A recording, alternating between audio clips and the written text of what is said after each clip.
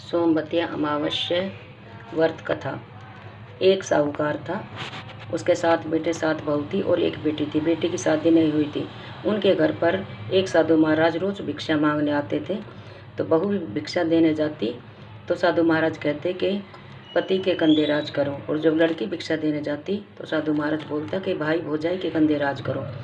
एक दिन लड़की ने अपनी माँ से कहा, उसकी माँ ने कहा जब साधु महाराज आए तो मुझे बुलाना। साधु महाराज आए तो लड़की माँ को बुला के ले गई। जब साधु महाराज ने लड़की को यही आशीर्वाद दिया तो उसकी माँ बोली कि साधु महाराज आप मेरी बेटी को ऐसा आशीर्वाद क्यों देते हो? क्या लड़की भाई भौजाई के राज कर सकती है, पीहर में रह सकती है? तो साधु महाराज बोले कि इसमें कोई बात है? तो बोले बताओ। बोले नहीं बताऊंगा। तो जब उसने आग्रह किया तो उसने साधु महाराज ने बताया कि इसका सुहाग ज़्यादा दिन नहीं रहेगा, इसलिए इसको पीहर में रहना पड़ेगा। तो बोले महाराज इसका आप कुछ उपाय बताइए।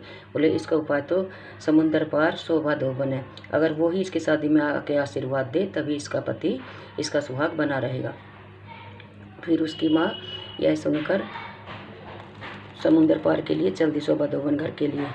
शोभा धोबन के घर के लिए चल दी तो रास्ते में एक बरगद का पेड़ था, उसके नीचे बैठ गई। धूप लगी तब तो उस बरगद के पेड़ पर गरुड़ के बच्चे रहते थे। एक सांप निकला, गरुड़ के बच्चे को खाने जा रहा था। शोभा धोबन ने उस सांप को मार दिया। गरुड़ पंखनी आई तो उसको चोंच मारने लगी। खून को देख कर के मेरे बच्चे खा लिए। तो उसने कहा मैंने तो तेरे बच्चे बचाए हैं, एक सांप खाने जा रहा था, मैंने सांप को मारा है।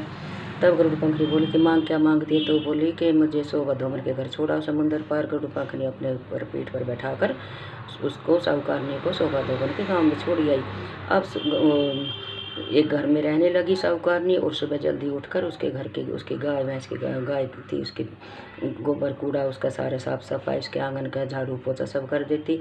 एक दिन वो शोभा धोबन अपनी बहू से पूछने लगी कि आजकल तुम लड़ाई क्यों नहीं करती हो? तो वे बहू बोली कि सुबह जल्दी काम हो जाता है तो काम पे लड़ाई होती थी, वो आप काम कर देते हो ना, हमारी लड़ाई होती, क्योंकि उसके भी 2-3 बहुएं थी।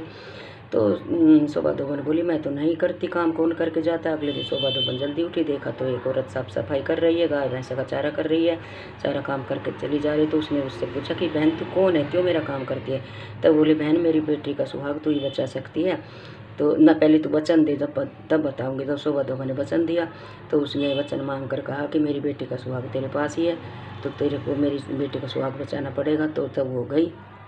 बोले ठीक है क्या करना पड़ेगा? बोले फेरे के टाइम मेरे बेटी को तूने आशीर्वाद देना पड़ेगा, मेरे दामाद को। तो उसके साथ चली गई। वो अपने बहू से बोलिएगा तेरे ससुर को पीछे से कुछ हो जाए तो एक करवा और तेल रख देना। अब वो गई तो फिर उसके लड़के की शादी की, फेरे पे बैठ गए। फेरे पे बैठे थे तो इतने में एक सांप आ रहा है उसको डसने के। तो उस धोबन ने कह रखा था कि एक करवा और एक तार मेरे को देना।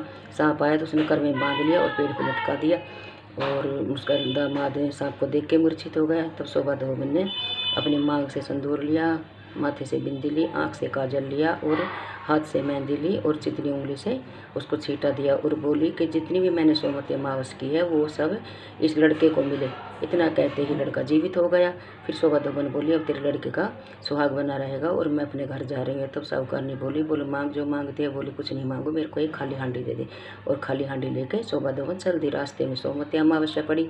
एक पीपल के पेड़ के नीचे बैठ के उसने फिर कहानी कही और 108 परिक्रमा की और हांडी को वहीं गाड़ के चली गई। घर गई देखती तो उसका पति मरा पड़ा है। वहाँ भी उसने अपने मांग का सिंदूर लिया, माथे की बिंदी ली, आँख का काजल लिया, हाथ से मेहंदी ली और चितली आंगली से छींटा दिया, और बोली कि मैंने एक सोमवती अमावस्या की है जो रास्ते में वो मेरे पति को मिले। इतना कहते उसका पति जीवित हो गया।